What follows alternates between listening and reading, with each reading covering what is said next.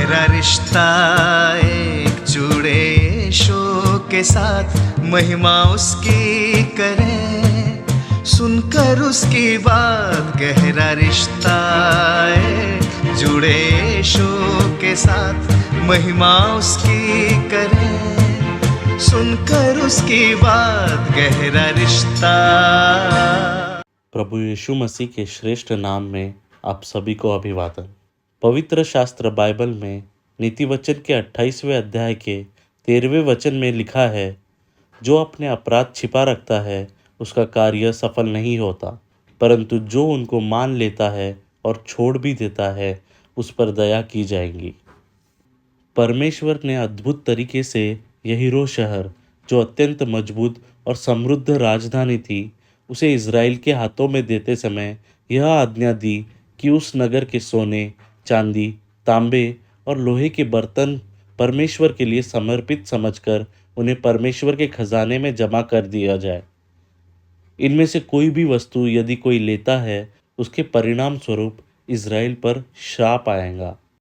इसी पराक्रमी विजय के बाद जब इज़राइल 3000 सैनिकों के साथ ए नामक नगर पर जीत हासिल करने हेतु निकल पड़ा, तब उसे भारी नुकसान उठाना पड़ा।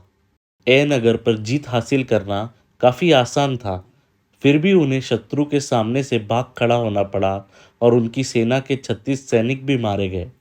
इस पराजय का कारण पूछने पर परमेश्वर ने उनसे कहा, इज़राइल ने पाप किया है। असल में आखान नामक व्यक्ति ने यरीहो शहर की लूट में से एक सुंदर सूती वस्त्र, 200 शेकेल चांदी और 50 शेकेल वजन के सोने की टुकड़ी को अपने शिविर में छुपा रखा था। इस कारण परमेश्वर का क्रोध भड़क उठा और फलस्वरूप इज़राइल के 36 सैनिक मारे गए। आश्चर्य की बात तो यह है कि गलती करने वाला आखिर कौन है, यह जानने के लिए उस पूरे वंश, परिवार और पुरुषों के नाम एक टोकरे में डाले गए। लेकिन आखान ने अपनी गलती कबूल नहीं की जब तक कि वह पकड़ में न आया। फिर परमेश्वर की आज्ञा के अनुसार आखान, उसका पूरा परिवार, छिपाई गई वस्तुएं, उसके पशु, उसका शिविर, इन सबको जला दिया गया और उन पर पत्थरों के ढेर को लगाया गया। इन सभी बातों से हमें स्पष्ट दिखाई देता है कि पाप छुपाने का कितना भयंकर परिणाम होता है। आखान के एक पाप के कारण उसका सब कुछ नष्ट हो गया और 36 सैनिकों को भी अपनी जान देनी पड़ी।